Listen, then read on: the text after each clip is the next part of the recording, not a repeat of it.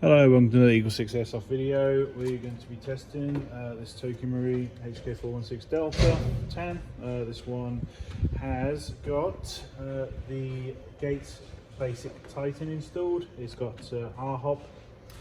It's got the Warhead standard motor in there. Laylax Trigger Pin. It's got the CTR stock with the hollowed out butt pad back there with a 1300 7.4. It's got level 8 Prometheus internal build. It's got the Laylax hard castle nut here on the back here, and obviously EagleSix M95 spring, and that's it. FPS wise, getting 350 and 274 on 3.2s, and yeah, obviously we're ready for testing on this, just to make sure everything's going good.